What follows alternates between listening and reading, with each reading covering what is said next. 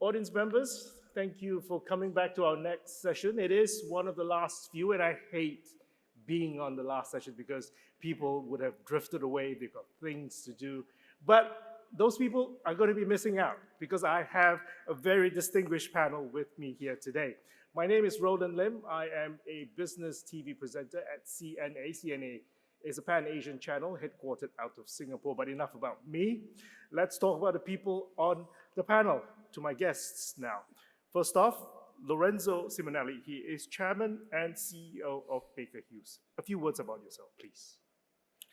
Thank you very much. And first of all, it's a privilege to be back, and congratulations to the organizers and also His Excellency for an amazing India Energy Week.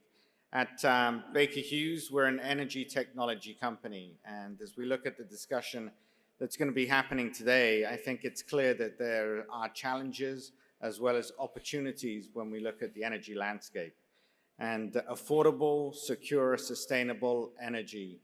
And it's not a transition, it's an expansion of energy that's required.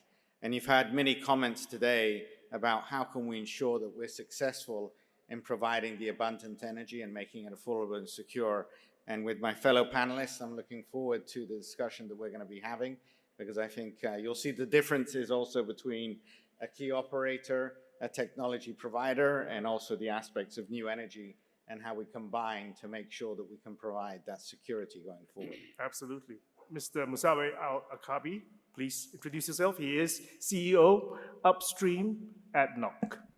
It's truly an honor and pleasure to be back in India for India Energy Week. As you highlighted, I manage the upstream business for ADNOC, one of the leading national oil companies with a strong commitment to the energy transition and decarbonizing the existence system of today. But let me highlight also India and UAE. We enjoy a great relationship. India is one of the top trade partners for the UAE, and UAE is one of the top trade partners for India. We as ADNOC, working with our Indian counterparts, we are one of the top suppliers of crude, LNG, and LPG. When we look at the future, there is also a huge potential for collaboration because the future is going to be shaped by the emerging or the rise of emerging economies, the energy transition, and the rapid growth of AI. And India sits at the heart of these mega trends. UAE is also very keen to open more collaboration. In fact, ADNOC is very active in these three trends. So I think during the panel, we will have the opportunities to highlight some of the potential collaboration and where a traditional energy company like ADNOC sits in these emerging trends. Okay. And last but not least, Sumant Sinha. He is founder, CEO of Renew. Yeah, hi. It's a real pleasure to be here. Good afternoon, everybody. As Roland said, my name is Sumant Sinha. I am the founder and CEO of Renew. Renew is one of India's leading renewable energy companies. We currently have about a total portfolio of about 26 gigawatts of clean energy capacity, mostly wind and solar. We've just gone into solar manufacturing because from an Indian government standpoint, it's very critical to have energy security baked into this clean energy transition. And so companies like ours have also been looking actively at getting into the back-end manufacturing supply chain. I think that the clean energy transition is actually at a very, very interesting point right now. And I think, to my mind, energy transition does not mean replacement of one with the other. I think we just need to make sure that future energy growth, to the extent possible, is met from cleaner sources of energy, or at least less carbon-intensive sources of energy. And that lesser carbon intensity might come from gas versus oil, gas versus coal, but equally wind and solar versus any of the other three as well. We need to also not just look at the generating side, but also look at a number of the downstream sectors, because those also have to change along with the changing fuel mix that as we move forward. And we also have to look at electrification of a number of sectors, because that fundamentally then drives the decarbonization of the energy systems as well. So I think there is a lot of change that is going to happen in the energy mix in the future. and is going to offer a lot of opportunities in various parts of the energy value chain. Okay, so let me highlight the topic. Topic is meeting energy demand, ensuring energy security in a multifaceted global supply chains in the future. To frame the discussion, we're going to be talking about energy demand, expected to grow exponentially, but ensuring security amid global uncertainties is becoming increasingly complex. I'm very interested to ask each of you how you would view the current state of energy security in your respective fields, and what are the biggest risks you foresee in the next 5, 10 years? Maybe we can start with geopolitics first. Lorenzo, given recent geopolitical tensions, wars, trade conflicts, shifting alliances, how do you see companies actually adapting to supply chain strategies and mitigating risks to ensure continued uninterrupted energy flows? I think it's clear to everybody that when you look at today, geopolitics, the tariffs that are being announced, some of the conflicts that are taking place, makes it a very complicated world, one that can change very quickly. And as an operator or as a provider of technology, you've got to ensure that you can have a constant supply to meet the demands. Because one thing that is critical is that we do ensure affordable, secure energy and an abundance of it going forward. So what we focus on from a Baker Hughes perspective is let's make sure, first of all, that we optimize the efficiency of what we have today. And that means reduce waste.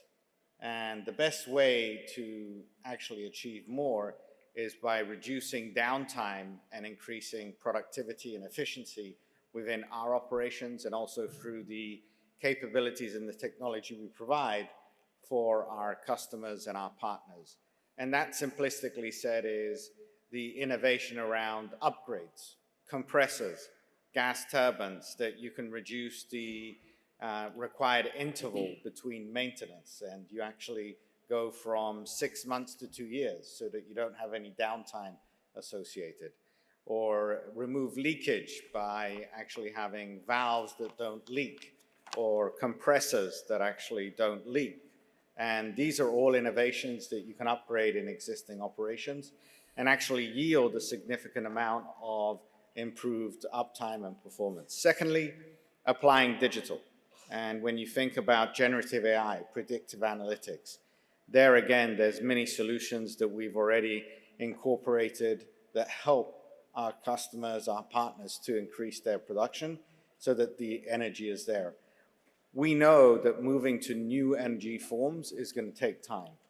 And so we've got to make sure that we maximize the utilization of what we have today. And our big focus at the moment is make sure that that efficiency and productivity through upgrades and digital is enhanced, and then optimize production solutions. Today, 70% of the world's production also is made from mature wells. A mature well has been in existence 25 years, or 50% of its reserve has been recovered. Through chemicals, through integrated electrical submersible pumps, by bringing and marrying capability together, we can actually improve the recovery rates. And that's not changing into new forms of energy. It's, again, maximizing what we have today, because today it's important that we acknowledge the length of time it takes for a transition to hydrogen, to nuclear, to advancements in geothermal, clean integrated power solutions. They will all come. But if you're looking at the short term, you've got to make sure you make the most. And from a supply chain perspective, you've got to make sure that you've got facilities in a distributed set of locations so that you're not dependent on a sole source. You don't want to find yourself in a sole source situation. Okay. And that probably is good news to ADNOC as a fossil fuel provider. When we look at let's start with painting the picture to the future. As I highlighted earlier, I think 3 mega trends: the rise of emerging economies, the energy transition, and the rapid growth of AI. I think these 3 mega trends, energy as the heart of these three megatrends. So as a responsible and traditional energy producer, we're having two challenges. Challenge number one is how do we decarbonize the energy of today? And it makes a big difference if, as you highlighted earlier, that yes, even switching from coal to natural gas, that makes, of course, the right movement toward climate agenda. But there are technologies, of course, to decarbonize the energy system of today. At the same time, we also need to invest in the energies of tomorrow, and that's through renewables, storage, biofuel. So let me address the two verticals that we're seeing. And for ADNOC, when it comes to the decarbonizing the energy of today, we have allocated $23 billion to ensure that we maintain our competitive position as one of the lowest carbon intensity producers when it comes to oil and gas. And that makes a big difference, by the way, because our carbon intensity is around 7 kilograms per barrel. The average of the industry is almost 40. So if the rest of the industry manage to achieve similar performance, that's going to be a quick and significant win to reducing the carbon intensity of the energy system of today. We're raising the ambition when it comes to the carbon capture. We announced plans to capture 10 million ton per annum by 2030. We already have one in operation, the only steel facility globally with a carbon capture, and it's been running since 2016. We're using that carbon capture to capture CO2, of course, but store it in the ground. We are executing two projects with a collective capacity of 3 million ton per annum. We also introducing the right efficiencies, as highlighted by Lorenzo here, deploying AI in order to ensure that we run our operation with the maximum efficiency and reducing our carbon footprint. Just one data point, in the last couple of years, through deployment of advanced AI techniques, we managed to reduce our carbon intensity by 1 million ton per annum. So that's significant. Now, let me move into the other vertical, which is investing in the energies of tomorrow. ADNOC is a significant shareholder in one of the largest renewable energy companies globally, called Masdar. And just last month, during Abu Dhabi Sustainability Week, Masdar announced the largest storage and what we call RTC project globally. It's round the clock for a base load from renewable, 1 gigawatt of electricity and power going to the grid. That will require 5 gigawatt of solar and 19 gigawatt hour of storage capacity. That will enable that project to supply 1 gigawatt of a base load. And that's transformational. And by far, it's going to be hopefully set the right benchmark for others to follow globally. We're embarking also on the biofuel. We're embarking on and embracing the blue hydrogen. We're building a few projects in Abu Dhabi, but also we partnered with another energy player like ExxonMobil on Baytown in the US. So a lot of commitment activities are happening in the future energies, and a lot of commitment also happening in decarbonizing the energy system of today. So our approach is more pragmatic to ensure that all sources of energy will be able to fuel the future demand of energy. Our estimates is that energy demand by 2050 will increase by 20%. And for power generation, we need additional capacity globally of almost 50%. So that sets a lot of and a significant challenge to all players, including oil and gas, including renewables, nuclear. We need to embrace all of them in order to ensure that we fulfill the growing demand for energy. Sumant, in your experience, has geopolitics at all affected the trajectory of a green transition? I think at a global level, it certainly has. But let's take a step back and understand why we need the energy transition. One thing that perhaps is not as oft discussed as it should, especially in an oil and gas focused conference, is really the issue of carbon emissions. And the fact that we have, as a globe, potentially already crossed the 1.5 degrees centigrade threshold, that we are heading now towards 2 degrees. If you add up all the commitments made by all the countries of the world, of which now the US, being 1/5 of the global economy, has now pulled out, it takes us to maybe over 3 degrees centigrade. So there is a real urgency around us that we need to appreciate, and we need to get carbon emissions down as quickly as possible. Now, when you look at the fact that 75% of carbon emissions come from the energy sector, obviously what we do all collectively in the energy space is so critically important. Electricity accounts for only 25% of carbon of the energy value chain. And within electricity, we know what the solutions are. It is just that we have to implement them at as massive and a quicker scale as possible. And then for the remainder of the energy value chain, Minister Puri was talking about green hydrogen as potentially being a solution, but we really need to move the ball forward much faster on those areas. Now, when any large geography of the world or economy of the world pulls out of these agreements, obviously it has a massive impact on the rest of the global effort to push forward on these issues. So that's one geopolitical issue that is impacting us.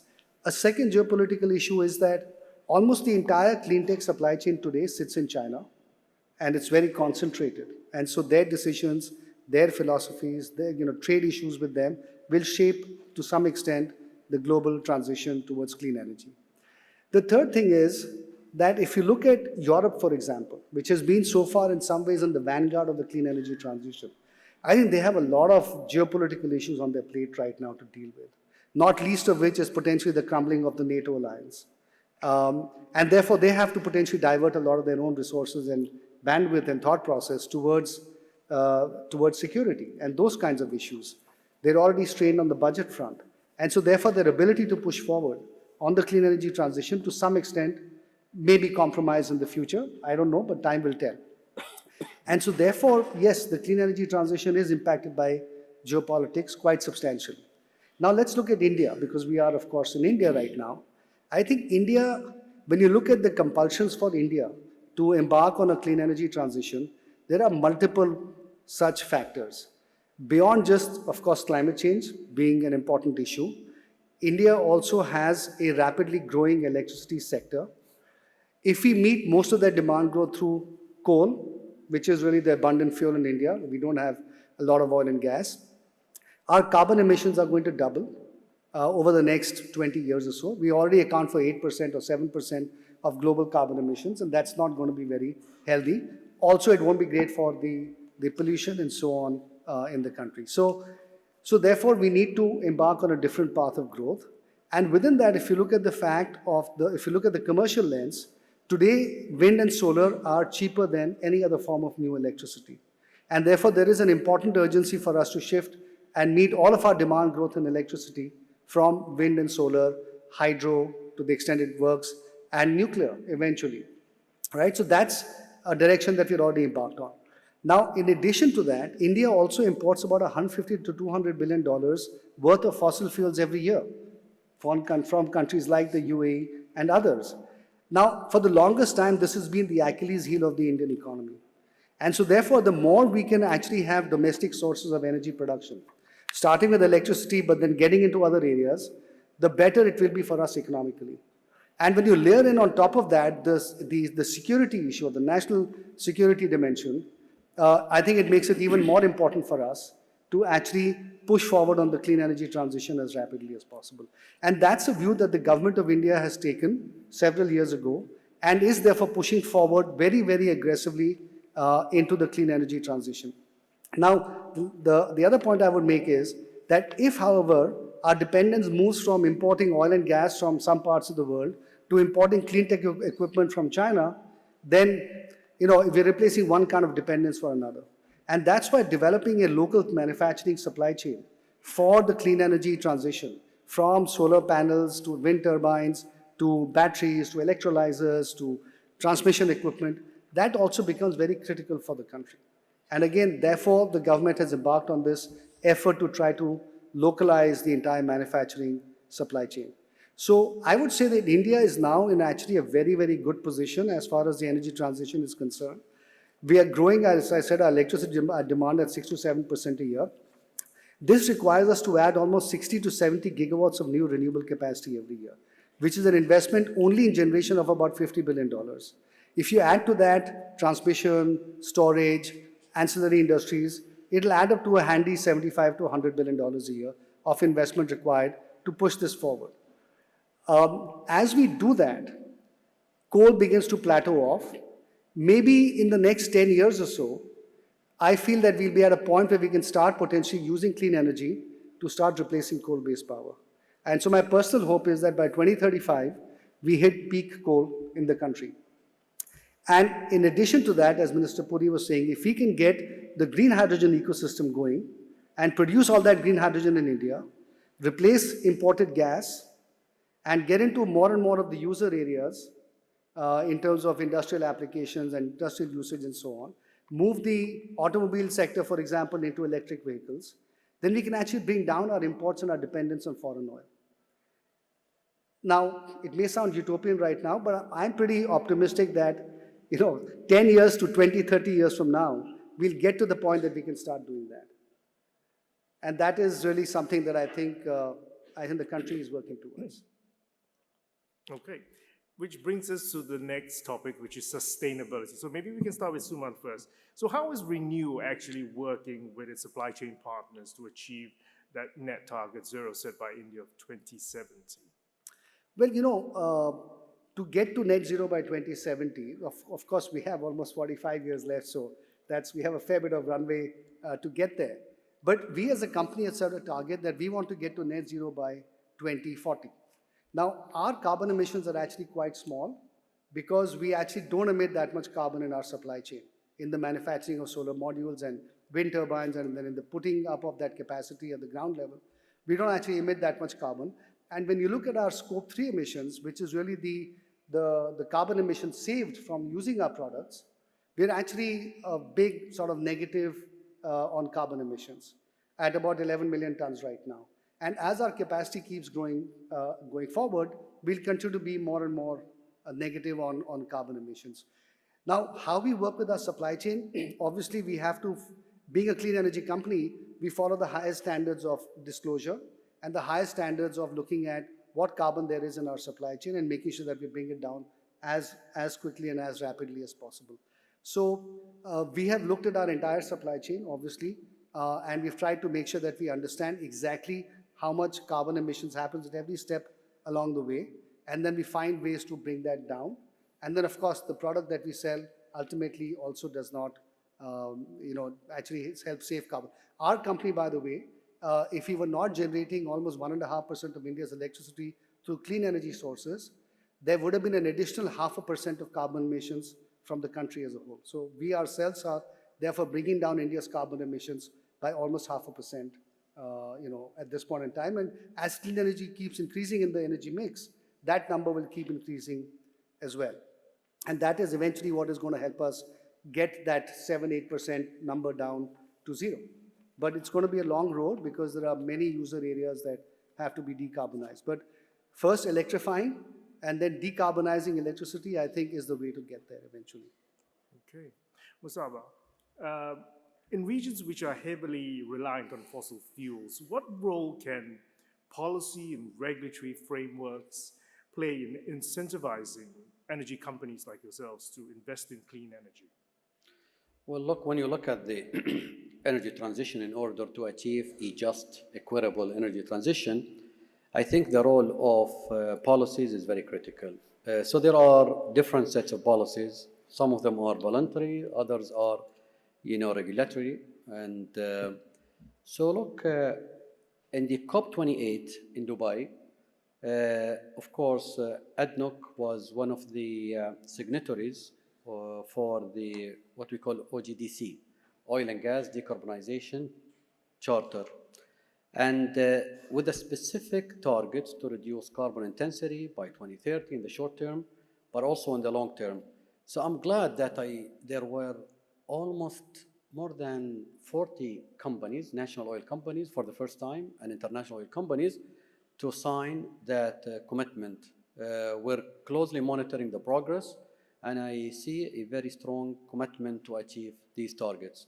ADNOC is also part of the OGMP, Oil and Gas Methane Partnership 2.0, and with a clear targets by 2030, near zero methane by 2030. So these are the type of, some of the pledges, or let me say, policies that are in place. But also let me not underestimate the role of the governments, the likes of, I know it's debatable now, but the US introduced IRA. So the IRA was a catalyst to accelerate certain elements of the energy transition, especially when it comes to the carbon capture and blue hydrogen, for example. I think these type of policies definitely going to accelerate and incentivize the companies like us to invest more. Also, let me highlight the incentive schemes by certain governments like CFD, contract for difference, where companies or consumers are getting the right umbrella or the right policies to incentivize them to embrace renewable energy. But policies are in one side, but let me highlight also the role of technology. And when I see the technology, I think it's even more powerful to ensure that we go through this smooth energy transition. And I can give you a few data points. When we established the renewable energy company in Abu Dhabi in 2006, there were a lot of doubts about Abu Dhabi commitment to the renewables and why we built a dedicated renewable energy company. But you know what? Technology played a big role in fulfilling that vision. The leadership at that time had a very clear vision that renewable energy will play a growing role in the energy mix globally. And I recall one of the first projects in Abu Dhabi used to cost us more than 30x of what solar energy costs today in Abu Dhabi. The last solar projects in Abu Dhabi is around 1.4, 1.3 cents per kilowatt hour. So significant drop from what we saw back in 2008. So the technology, when it comes to green hydrogen, when it comes to carbon capture, I think will play a big role, and I hope to see more advancement in the technology side to ensure and to incentivize energy companies to embrace more, be it the carbon capture or the new forms of energy. And as I highlighted earlier, I feel super optimistic in view of the announcement in Abu Dhabi last month with the RTC around the clock, full integrated solar and battery storage to provide a base load of 1 gigawatt. That is addressing a key challenge with the renewable energy we've seen in the last 20, 30 years, which is the intermittency of the renewable.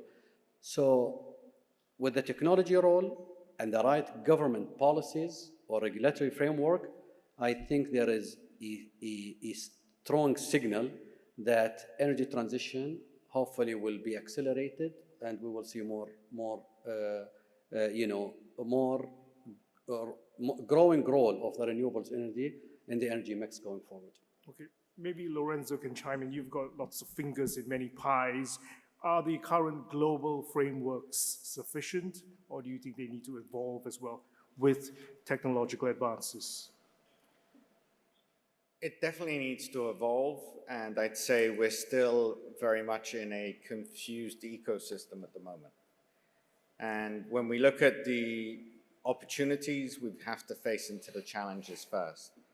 If you look at carbon pricing models, you've got over 75 different carbon pricing models that cover 24% of emissions.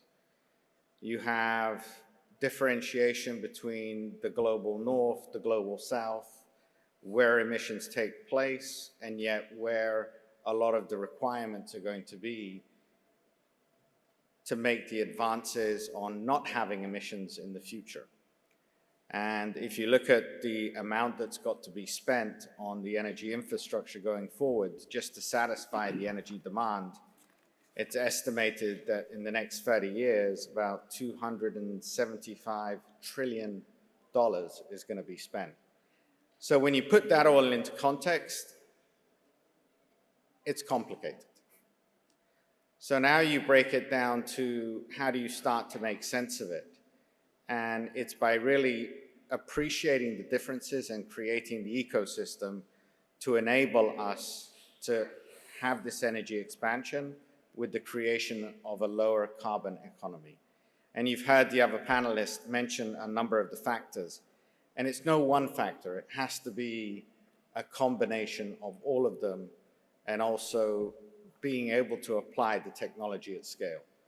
So if you look at the ingredients to success, one is, first of all, there needs to be the right technology. CCUS, geothermal, hydrogen, clean integrated power solutions, nuclear, as you go to solar, hydro, wind, renewables. All of this actually is available and moving.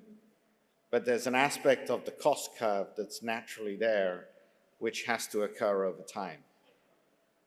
And at the end of the day, you need to look at physics and chemistry, because it's not that wind was cheap to begin with. Solar wasn't cheap to begin with. And so how do you scale those new technologies? By having the right incentives, the right policies. You also then have to appreciate that there needs to be a common view by governments on, do you use carrots or sticks or a combination? And how do you incentivize and promote the new technologies being utilized? And also, how do you continue to invest also in ways we reduce emissions today? What was mentioned before, COP28, relative to an association coming together to reduce flaring. Today, one of the biggest areas is methane flaring. Technology exists to stop it. We know that we can recover that gas and eliminate the emissions. How do we have those type of ecosystems created going forward? And then bit by bit, actually have cross-border policies that make sense. Not imposing a cross-border adjustment tax that in the end actually inflicts pain more on the country that's put it in versus the country that's going to be able to provide it.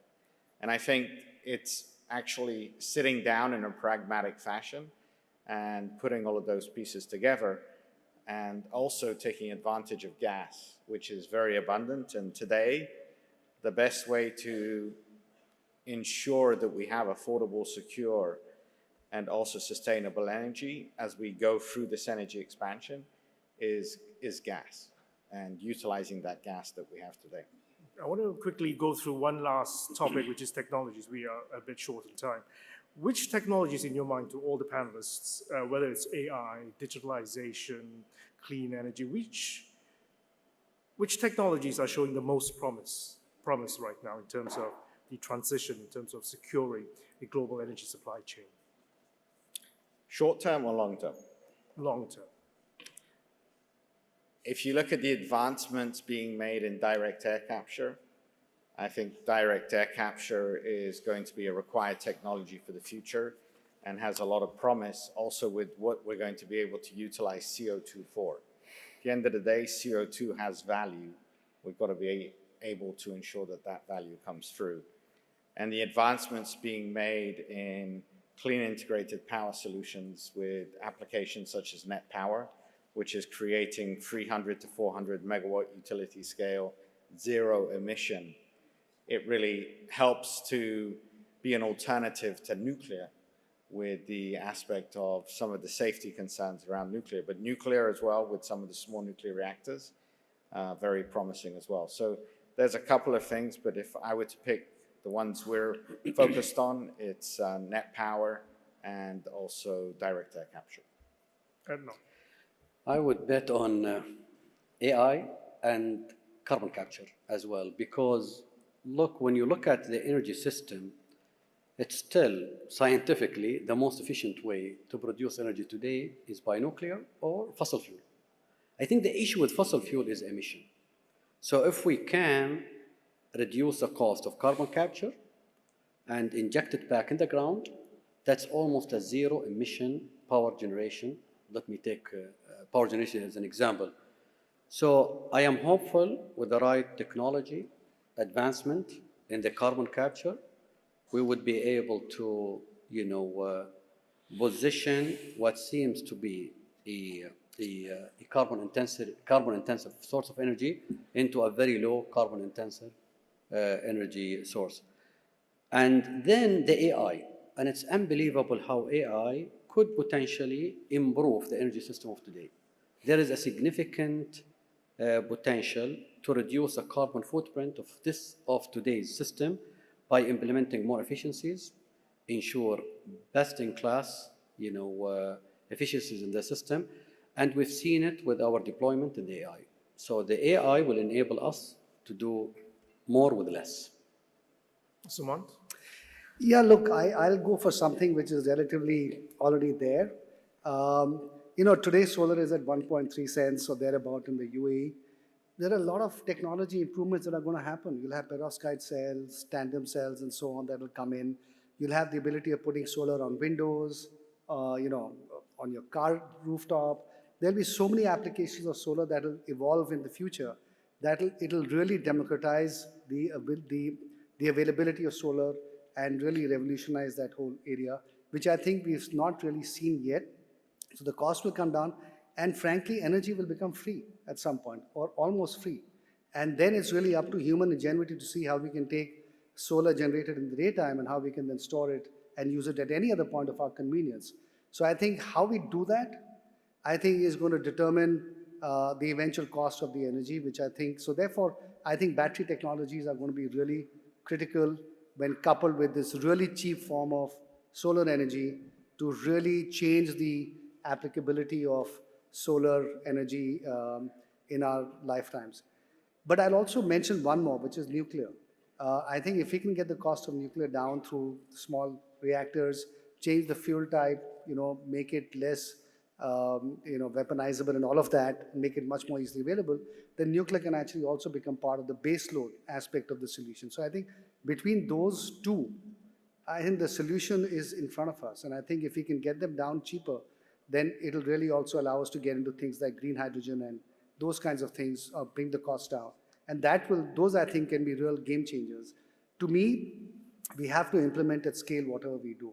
And that scale is really, really critical because it's such a massive task to change an energy system that has evolved over a couple of centuries, with all the user applications and everything in a very different way over the next 20, 30 years really is the challenge in front of us. So it's going to be very exciting. Okay, gentlemen, thank you very much for your insights and your time. Audience, please, a round of applause to the esteemed guests.